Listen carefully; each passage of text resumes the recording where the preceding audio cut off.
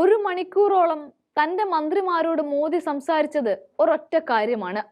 സ്ഥാനാർത്ഥി പ്രഖ്യാപനത്തിന് തൊട്ടു പിന്നാലെ നീണ്ട 8 മണിക്കൂറാണ് മോദിയും മന്ത്രിമാരും യോഗം ചേർന്നത്.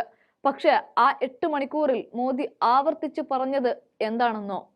ഓരോരുത്തരും സൂക്ഷിച്ച് സംസാരിക്കണമെന്നാണ്.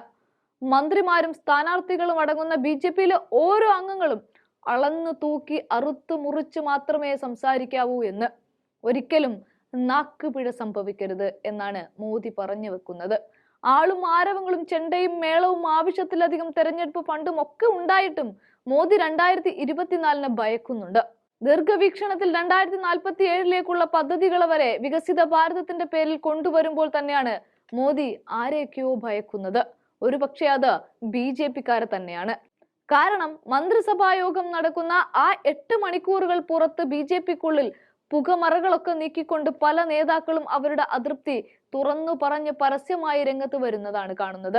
ഇവിടെ ഹിന്ദി ഹൃദയഭൂമിയിൽ കാര്യങ്ങൾ അത്ര വെടിപ്പല്ല എന്നുള്ള കാര്യം കൃത്യമായി തന്നെ മോദിക്കും പരിവാരങ്ങൾക്കും അറിയാം.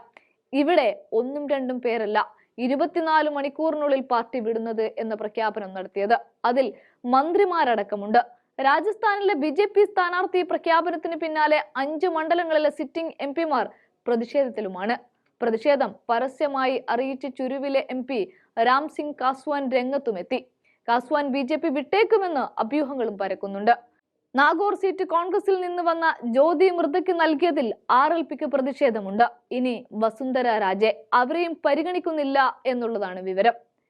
ഇത് രാജസ്ഥാനിലെ മാത്രം കാര്യം. സീറ്റ് നിഷേധിച്ചതോടെ മുതിർന്ന നേതാവ് ഹർഷവർദ്ധൻ രാഷ്ട്രീയം ഉപേക്ഷിക്കുന്നുവെന്ന് പ്രഖ്യാപിച്ചു. രൂക്ഷ വിമർശനം ഉയർന്നതിനെ തുടർന്ന് ബംഗാളിലെ ഒരു BJP സ്ഥാനാർത്ഥി തന്നെ പിന്മാറി.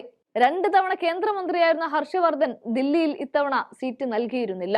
തീർന്നില്ല, അടുത്തത് ഗുജറാത്തിലെ മുതിർന്ന നേതാവും മുൻ ഉപമുഖ്യമന്ത്രിയുമായ നിതിൻ പട്ടേലും മത്സരത്തിനില്ല എന്ന് പ്രഖ്യാപിക്കുകയാണ്.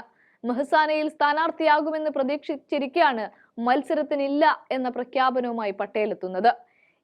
ഇന്നലെ പ്രഖ്യാപിച്ച പട്ടികയിൽ പശ്ചിമ ബംഗാളിലെ അൻസോളിൽ സ്ഥാനാർത്ഥിയായിരുന്ന പവൻ സിംഗും പിന്മാറുകയാണ്. നിതിൻ ഗഡ്കരിയെ പോലെ ഒരു മുതിർന്ന നേതാവിനെ കേന്ദ്രമന്ത്രിയെ ഒഴിവാക്കിയത്, അതായത് നരേന്ദ്രമോദി അടക്കമുള്ള നേതാക്കളുടെ പേരുകളുടെ പട്ടികയിൽ മുതിർന്ന നേതാവും കേന്ദ്രമന്ത്രിയുമായ നിതിൻ ഗഡ്കരി ഇല്ല എന്നുള്ളത് ഉദ്ധവ് താക്കറെ തന്നെ ചൂണ്ടിക്കാണിക്കുകയാണ്. UPയിലെ ഗേരി മണ്ഡലത്തിൽ കേന്ദ്ര ആഭ്യന്തര സഹമന്ത്രി അജയ് മിശ്രയ്ക്ക് വീണ്ടും സീറ്റ് നൽകിയത് സമരം ചെയ്യുമെന്ന് കർഷക നേതാക്കളെയും ചൊടിപ്പിച്ചിരിക്കുകയാണ്. തെരഞ്ഞെടുപ്പിൽ കർഷകർ മറുപടി നൽകുമെന്ന് മുന്നറിയിപ്പുമുണ്ട്. ദില്ലിയിൽ ആം ആദ്മി പാർട്ടിയും കോൺഗ്രസും ചേർന്നുള്ള സഖ്യം വെല്ലുവിളി ഉയർത്തുമ്പോഴാണ് ഹർഷവർദ്ധന്റെ പിന്മാറ്റം BJPക്ക് വീണ്ടും തലവേദനയാകുന്നത്.